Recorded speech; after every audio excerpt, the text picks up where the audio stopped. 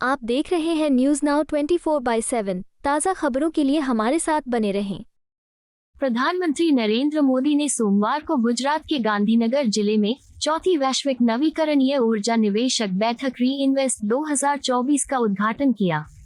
नवीन और नवीकरणीय ऊर्जा मंत्रालय द्वारा आयोजित 3 दिवसीय सम्मेलन में सरकार, उद्योग और वित्तीय क्षेत्रों के प्रभावशाली हस्तियों सहित 10,000 से अधिक प्रतिनिधियों के शामिल होने की उम्मीद है।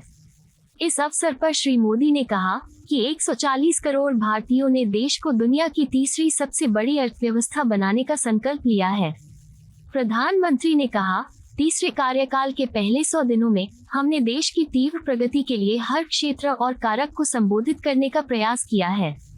भारत की विविधता, पैमाना, क्षमता और प्रदर्शन अद्वितीय है और यही कारण है कि मैं वैश्विक अनुप्रयोग के लिए भारतीय समाधान कहता हूँ। श्री मोदी ने जोर देकर कहा कि भारत अगले 1000 वर्षों के लिए विकास का आधार तैयार कर रहा है और ध्यान केवल शीर्ष पर पहुंचना नहीं है, बल्कि रैंक को बनाए रखना है। उन्होंने कहा कि पूरी दुनिया को लगता है कि 21वीं सदी के लिए भारत सबसे अच्छा विकल्प है। भारत अगले 1000 साल के लिए बेस तैयार कर रहा है। उन्होंने कहा, हम सिर्फ शीर्ष पर पहुंचने पर ध्यान केंद्रित नहीं कर रहे हैं, बल्कि रैंक बरकरार रखने पर ध्यान केंद्रित कर रहे हैं। उन्होंने कहा, हम अयोध्या और 16 अन्य स्थानों को मॉडल सौर शहरों के रूप में विकसित करने के लिए काम कर रहे हैं। श्री मोदी ने गांधीनगर के वावोल इलाके में पीएम सूर्य घर मुफ्त बिजली योजना के लाभार्थियों से भी बातचीत की। ये री इन्वेस्ट कॉन्फ्रेंस का 4th एडिशन है। मुझे पूरा विश्वास है आने वाले 3 दिनों तक यहां एनर्जी के फ्यूचर, टेक्नोलॉजी और पॉलिसीज पर सीरियस डिस्कशन होगा। यहां हमारे सीनियर मोस्ट सारे चीफ मिनिस्टर्स भी हमारे बीच हैं। उनका अपना भी इस क्षेत्र में बहुत अनुभव है। इन चर्चाओं में हमें उनका भी मूल्यवान मार्गदर्शन मिलने वाला है। इस कॉन्फ्रेंस से हम जो एक दूसरे से सीखेंगे वो पूरी ह्यूमैनिटी की भलाई के काम आएगा। मेरी शुभकामनाएं आप सबके साथ हैं। फ्रेंड्स, आप सभी जानते हैं कि भारत की जनता ने 60 साल बाद लगातार किसी सरकार को 3rd टर्म दिया है।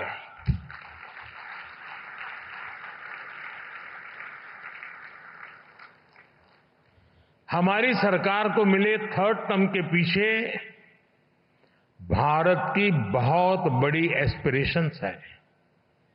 आज 140 करोड़ भारतवासियों को भरोसा है, भारत के युवाओं को भरोसा है, भारत की महिलाओं को भरोसा है कि उनकी एस्पिरेशंस को पिछले 10 साल में जो पंख लगे हैं वो इस 3rd टर्म में एक नई उड़ान भरेंगे।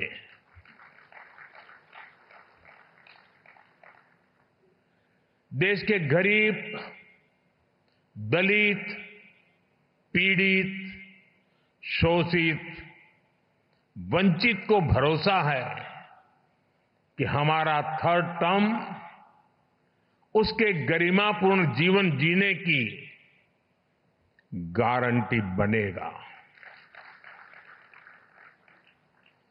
140 करोड़ भारतीय भारत को तेजी से टॉप 3 इकोनॉमीज में पहुंचाने का संकल्प लेकर काम कर रहे हैं। इसलिए आज का ये इवेंट आइसोलेटेड इवेंट नहीं है। एक बड़े विजन, एक बड़े मिशन का हिस्सा है। ये 2047 तक भारत को डेवलप्ड नेशन बनाने के हमारे एक्शन प्लान का हिस्सा है। और हम ये कैसे कर रहे हैं, इसका ट्रेलर थर्ड टर्म के हमारे पहले 100 डेज 100 दिनों के फैसलों में दिखता है। फ्रेंड, फर्स्ट 100 डेज में हमारी प्रायोरिटीज भी दिखती हैं, हमारी स्पीड और स्केल का भी एक रिफ्लेक्शन मिलता है। इस दौरान हमने हर उस सेक्टर और हर उस फैक्टर को एड्रेस किया है जो भारत के तेज विकास के लिए जरूरी है। इन 100 दिनों में फिजिकल और सोशल इंफ्रास्ट्रक्चर के विस्तार के लिए अनेक महत्वपूर्ण फैसले लिए गए हैं। हमारे विदेशी अतिथियों को ये जानकर हैरानी होगी कि भारत में हम 700 मिलियन यानी 7 करोड़ घर बना रहे हैं। ये दुनिया के कई देशों की आबादी से भी ज्यादा है। सरकार के पिछले 2 टर्म में हमने इसमें से 400 मिलियन यानी 4 करोड़ घर बना चुके हैं और तीसरे टर्म में हमारी सरकार ने 300 मिलियन यानी 3 करोड़ नए घर बनाने का काम शुरू भी कर दिया है। बीते 100 दिनों में भारत में 12 नए इंडस्ट्रियल सिटीज बनाने का फैसला किया गया है। बीते 100 दिनों में 8 high speed road corridor projects approve किए गए हैं। बीते 100 दिनों में 15 से ज्यादा नई made in India semi high speed Vande Bharat train launch की गई है। हमने रिसर्च को प्रमोट करने के लिए भी 1 ट्रिलियन रुपीस का रिसर्च फंड बनाया है। हमने इलेक्ट्रिक मोबिलिटी को बढ़ावा देने के लिए भी अनेक इनिशिएटिव्स अनाउंस किए हैं। हमारा लक्ष्य हाई परफॉर्मेंस बायो मैन्युफैक्चरिंग को बढ़ावा देने का है और ये भविष्य इसी से जुड़ा रहने वाला है। इसके लिए बायो E3 पॉलिसी को भी मंजूरी दी गई है। साथियों, बीते 100 डेज में ग्रीन एनर्जी के लिए भी कई बड़े फैसले लिए गए हैं। हमें ऑफशोर विंड एनर्जी प्रोजेक्ट्स के लिए वायबिलिटी गैप फंडिंग स्कीम की शुरुआत की गई है। इस पर हम 7,000 करोड़ रुपए से ज्यादा खर्च करने जाते हैं। भारत आने वाले समय में 31,000 मेगावाट हाइड्रो पावर जनरेट करने के लिए भी काम कर रहा है। इसके लिए 12,000 करोड़ रुपए से अधिक अप्रूव किए गए हैं। साथियों, भारत की डायवर्सिटी, भारत की स्केल, भारत की कैपेसिटी, भारत का पोटेंशियल, भारत की परफॉर्मेंस, ये सब यूनिक है। इसलिए मैं कहता हूं, Indian solutions for global application. इस बात को दुनिया भी भली भांति समझ रही है। आज भारतीयों को ही नहीं बल्कि पूरी दुनिया को लगता है कि भारत 21st सेंचुरी की बेस्ट बेट है। आप देखिए, इस महीने की शुरुआत में ही ग्लोबल फिनटेक फेस्ट का आयोजन हुआ। इसके बाद फर्स्ट सोलर इंटरनेशनल फेस्टिवल में दुनिया भर से लोग शामिल हुए। फिर ग्लोबल सेमीकंडक्टर समिट में दुनिया के कोने कोने से लोग भारत आए। इसी दौरान भारत ने सिविल एविएशन पर एशिया पैसिफिक मिनिस्ट्रियल कॉन्फ्रेंस के आयोजन का दायित्व निभाया। और अब आज यहां हम ग्रीन एनर्जी के फ्यूचर पर चर्चा के लिए जुटे हैं। फ्रेंड्स, मेरे लिए ये बहुत सुखद संयोग है कि गुजरात की जिस धरती पर श्वेत क्रांति, मिल्क रिवॉल्यूशन का उदय हुआ, जिस धरती पर मधु क्रांति, स्वीट रिवॉल्यूशन, शहद का काम, उसका उदय हुआ, जिस धरती पर सूर्य क्रांति, सोलर रिवॉल्यूशन का उदय हुआ, वहां ये भव्य आयोजन हो रहा है। गुजरात भारत का वो राज्य है जिसने भारत में सबसे पहले अपनी सोलर पावर पॉलिसी बनाई थी।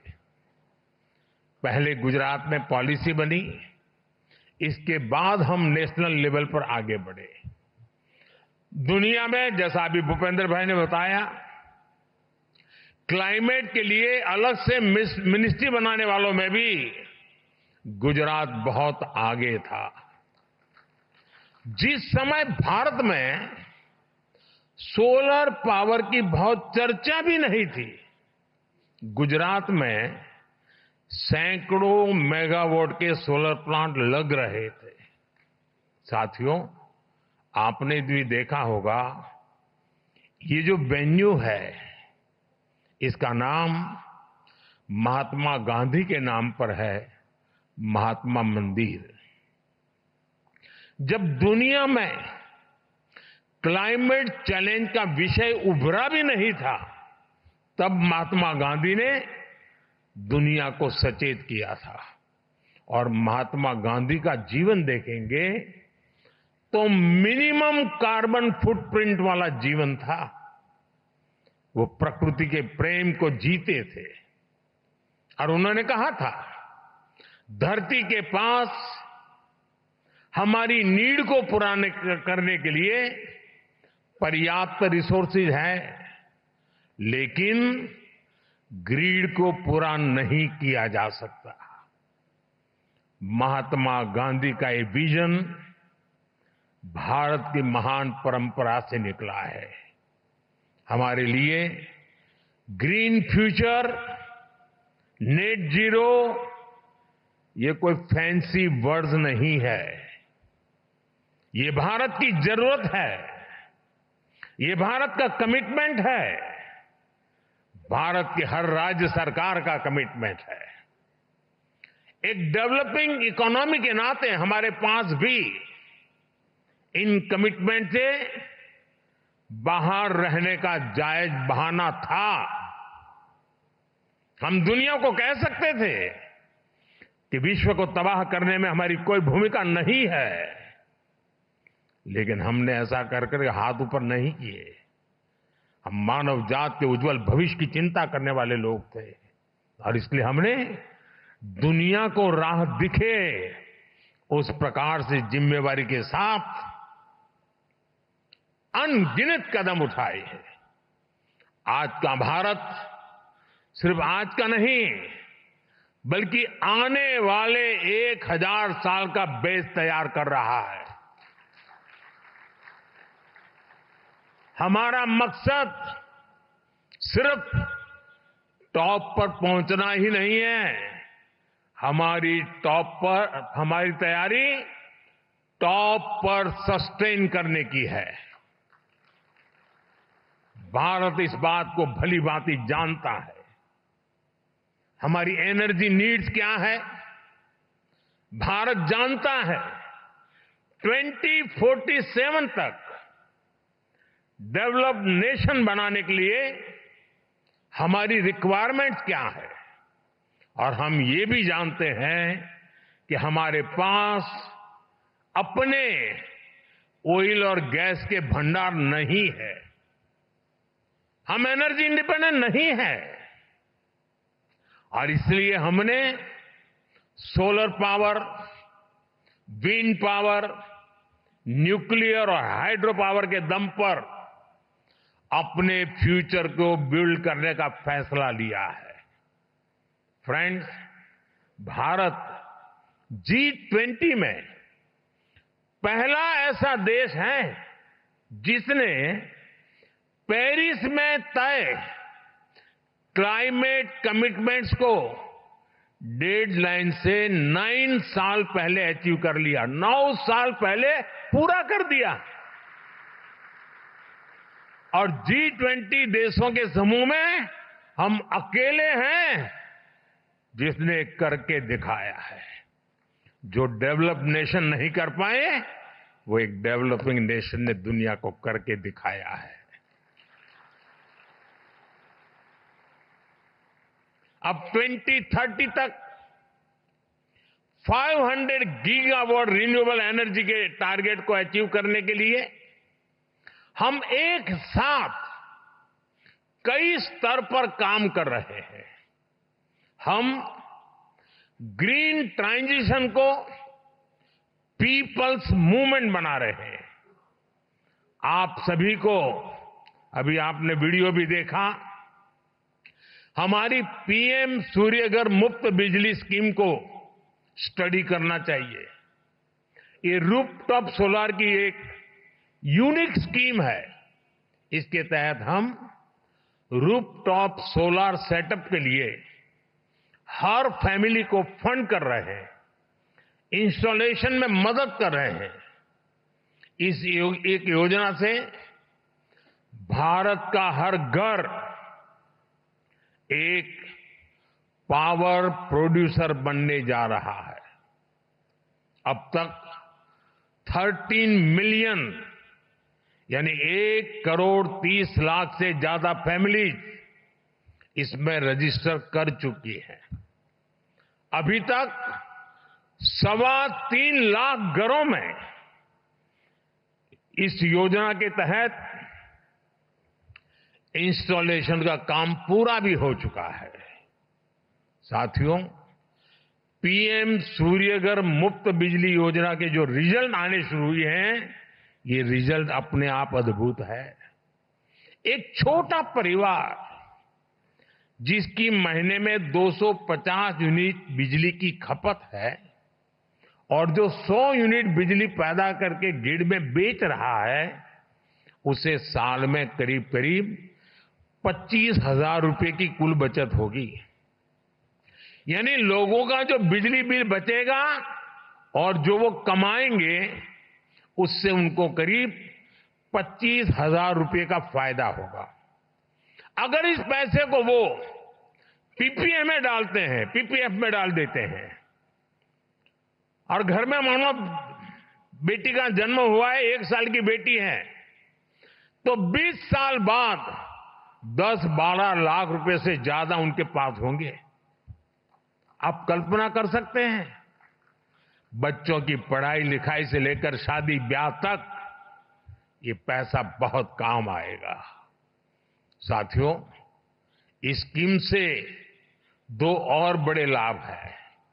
ये स्कीम इलेक्ट्रिसिटी के साथ साथ एम्प्लॉयमेंट जनरेशन और एनवायरमेंट प्रोटेक्शन का भी माध्यम बन रही है। ग्रीन जॉब बहुत तेजी से बढ़ने वाले हैं। हजारों वेंडर्स की जरूरत पड़ेगी। लाखों लोग इसको इंस्टॉल करने के लिए लगेंगे। इस योजना से करीब 2 मिलियन यानी 20 लाख रोजगार पैदा होंगे। पीएम सूर्यघर स्कीम के तहत 3 लाख नौजवानों को स्किल्ड मैन पावर के तौर पर तैयार करने का लक्ष्य है। इनमें से 1 लाख नौजवान तो सोलर पीवी टेक्नीशियंस भी होंगे। इसके अलावा हर 3 किलोवाट सोलर बिजली पैदा करने 50-60 टन कार्बन डाइऑक्साइड का एमिशन भी रुकेगा। यानी पीएम सूर्यघर मुफ्त बिजली योजना से जुड़ने वाला हर परिवार क्लाइमेट चेंज से मुकाबला करने में भी बड़ा योगदान देगा। साथियों, जब 21वीं सदी का इतिहास लिखा जाएगा तो उसमें भारत की सोलर क्रांति का चैप्टर, सोलर रिवॉल्यूशन का चैप्टर सुनहरे अक्षरों में लिखा जाएगा। साथियों, जो विदेश के मेहमान आए हैं, मैं उनको कहूंगा, यहां से 100 किलोमीटर की दूरी पर ही एक बहुत खास गांव है, मोढेरा। वहां सैकड़ों साल पुराना सन टेम्पल है और ये गांव भारत का पहला सोलर विलेज भी है। यानी इस गांव की सारी जरूरतें सोलर पावर से पूरी होती है। आज देश भर में ऐसे अनेक गांवों को सोलर विलेज बनाने का अभियान चल रहा है। साथियों, मैं अभी यहां जो एग्जीबिशन लगा है वो देखने गया था और आप सबसे मेरा आग्रह है, एग्जीबिशन जरूर देखिए। आप सभी अयोध्या के बारे में तो भरपूर जानते हैं। अयोध्या नगरी भगवान राम की जन्मस्थली है और भगवान राम तो सूर्यवंशी थे। और मैं अभी जब प्रदर्शनी देख रहा था तो वहां उत्तर प्रदेश का स्टॉल देखा, क्योंकि मैं काशी का सांसद हूं, उत्तर प्रदेश वाला भी बन गया हूं, तो मैं स्वाभाविक है मैं उत्तर प्रदेश का स्टॉल देखने गया। और मेरी जो इच्छा थी, आज मुझे रिपोर्ट कर रहे थे कि वो मेरी इच्छा उन्होंने पूरी कर दी है। भगवान राम का भव्य मंदिर तो बना है, लेकिन मैं दुनिया को बताना चाहता हूं, अब उस अयोध्या जो सूर्यवंशी भगवान राम की जन्मभूमि है, वो पूरा अयोध्या मॉडल सोलर सिटी बनाने का लक्ष्य लेकर चल रहा है। करीब करीब काम पूरा होने आया है। हमारा प्रयास है कि अयोध्या का हर घर, हर कार्यालय, हर सेवा सौर शक्ति से चले, सोलर एनर्जी से चले। और मुझे खुशी है कि अब तक हम अयोध्या के अनेकों सुविधाओं और घरों को सोलर एनर्जी से जोड़ चुके हैं। अयोध्या में बड़ी संख्या में सोलर स्ट्रीट लाइट्स, सोलर चौराहे, solar boards, solar water ATM और सोलर बिल्डिंग देखी जा सकती है। हमने भारत में ऐसे 17 शहरों की पहचान की है जिसे हम इसी प्रकार सोलर सिटी के तौर पर विकसित करना चाहते हैं। हम अपने एग्रीकल्चर फील्ड्स को, हमारे खेतों को भी, हमारे किसानों को आत्मनिर्भर बनाने के लिए सोलर पावर जनरेशन का माध्यम बना रहे हैं। आज किसानों को इरिगेशन के लिए सोलर पंप और छोटे सोलर प्लांट लगाने के लिए मदद दी जा रही है। भारत आज रिन्यूएबल एनर्जी से जुड़े हर सेक्टर में बड़ी स्पीड और बड़े स्केल पर काम कर रहा है। बीते दशक में हमने न्यूक्लियर एनर्जी से पहले की तुलना में 35% ज्यादा बिजली पैदा की है। भारत ग्रीन हाइड्रोजन के क्षेत्र में ग्लोबल लीडर बनने का प्रयास कर रहा है। इसके लिए हमने करीब 20,000 करोड़ रुपए का ग्रीन हाइड्रोजन मिशन लॉन्च किया है। आज भारत में वेस्ट टू एनर्जी का भी एक बहुत बड़ा अभियान चल रहा है। क्रिटिकल मिनरल से जुड़े चैलेंजेस को एड्रेस करने के लिए हम सर्कुलर अप्रोच को प्रमोट कर रहे हैं। रीयूज और रीसाइकल से जुड़ी बेहतर टेक्नोलॉजी तैयार हो, इसके लिए स्टार्टअप्स को भी सपोर्ट किया जा रहा है। साथियों, प्रो प्लेनेट पीपल का सिद्धांत हमारा कमिटमेंट है। इसलिए भारत ने दुनिया को मिशन लाइफ यानी लाइफस्टाइल फॉर एनवायरनमेंट का विजन दिया है। भारत ने इंटरनेशनल सोलर अलायंस का इनिशिएटिव लेकर दुनिया के सैकड़ों देशों को जोड़ा है। भारत की G20 प्रेसिडेंसी के दौरान भी ग्रीन ट्रांजिशन पर भी हमारा बहुत फोकस रहा है। G20 समिट के दौरान ग्लोबल बायोफ्यूल अलायंस भी लॉन्च किया गया था। भारत ने अपनी रेलवे को इस दशक के अंत तक नेट जीरो बनाने का भी लक्ष्य रखा है। कुछ लोगों को लगेगा भारत की रेलवे नेट जीरो हो मतलब क्या है, जरा मैं उनको बताता हूं।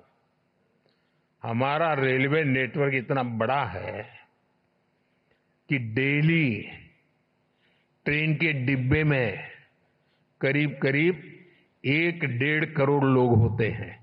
इतनी बड़ी बड़ी ट्रेन का कर, और उसको हम नेट जीरो बनाने वाले हैं।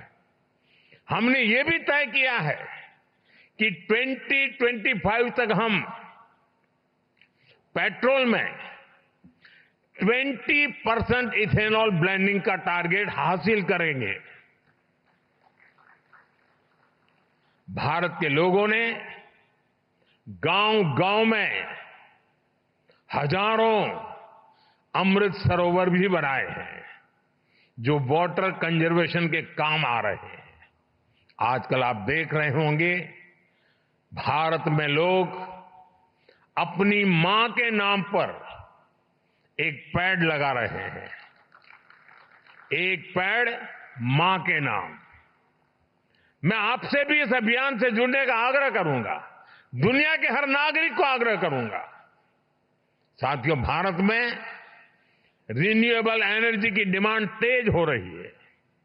सरकार भी इस डिमांड को मीट करने के लिए नई पॉलिसीज बना रही है, हर तरह से सपोर्ट दे रही है। इसलिए आपके सामने अपॉर्चुनिटी सिर्फ एनर्जी जनरेशन में ही नहीं है, बल्कि मैन्युफैक्चरिंग में भी अद्भुत संभावनाएं हैं। भारत का प्रयास पूरी तरह से मेड इन इंडिया सॉल्यूशन का है। इससे भी आपके लिए यहां अनेक संभावनाएं बन रही है। भारत सही मायने में आपके लिए एक्सपेंशन की ओर बेहतर रिटर्न की गारंटी है। और मैं आशा करता हूं कि आप उसमें जुड़ेंगे। इस क्षेत्र में इन्वेस्टमेंट के लिए इससे बेहतर कोई जगह नहीं हो सकती है। इनोवेशन के लिए बहुत अच्छी जगह और नहीं हो सकती है। और मैं कभी कभी सोचता हूं, हमारे मीडिया में कभी कभी गॉसिप कॉलम आती है, बड़ी चटाकेदार होती है, मजेदार होती है कभी कभी, लेकिन उनका एक बात पर ध्यान नहीं गया, और आज के बाद जरूर ध्यान जाएगा। अभी जो यहां भाषण कर रहे थे ना प्रहलाद जोशी, वो हमारे रिन्यूएबल एनर्जी के मिनिस्टर है, लेकिन मेरी पिछली सरकार में वो कोयले के मंत्री थे।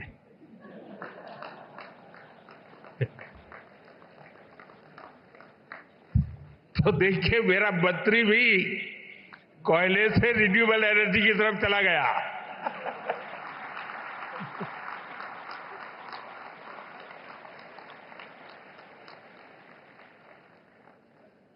मैं एक बार फिर आप सभी को भारत की ग्रीन ट्रांजिशन में इन्वेस्ट करने के लिए आमंत्रित करता हूं और आप इतनी बड़ी तादाद में यहां आए, मैं आपका फिर से एक बार इस धरती में मैं पैदा हुआ, गुजरात ने मुझे बहुत कुछ सिखाया, तो मेरा भी मन करता है कि गुजरात के मुख्यमंत्री के साथ साथ मैं भी आप सबके स्वागत में अपनी भावनाओं को व्यक्त करते हुए, आप सबका धन्यवाद करते हुए, सभी राज्यों की भागीदारी के लिए मैं सभी राज्य सरकारों का भी आभार व्यक्त करता हूं।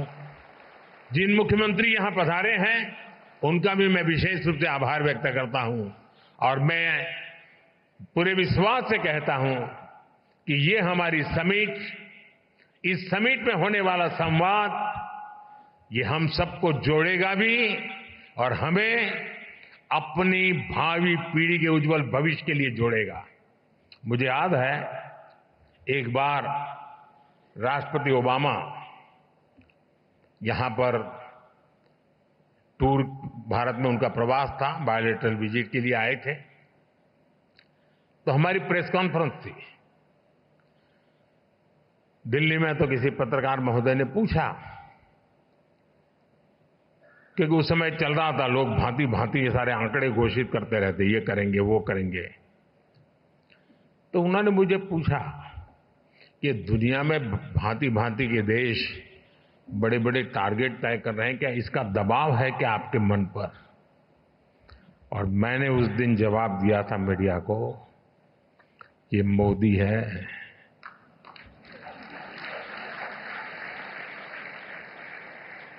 यहां किसी का दबाव नहीं चलता है। फिर मैंने कहा था कि हाँ, मुझ पर दबाव है और वो दबाव है हमारी भावी पीढ़ी के संतानों का, उनके सब जो जन्मे भी नहीं है लेकिन उनके उज्जवल भविष्य की चिंता मुझे सताती रही है और इसलिए आने वाली पीढ़ियों के कल्याण के लिए काम मैं कर रहा हूं। और आज भी ये समिट हमारे बाद दूसरी, तीसरी, चौथी पीढ़ी के उज्जवल भविष्य की गारंटी बनने वाली है। उतना बड़ा काम करने के लिए आप यहां आए हैं, महात्मा गांधी के नाम पर बने इस महात्मा मंदिर में आए हैं। मैं फिर एक बार आप सबका हृदय से बहुत बहुत धन्यवाद करता हूं। नमस्कार। आपको यह वीडियो पसंद आया हो तो इसे लाइक करें, हमारे चैनल को सब्सक्राइब करें।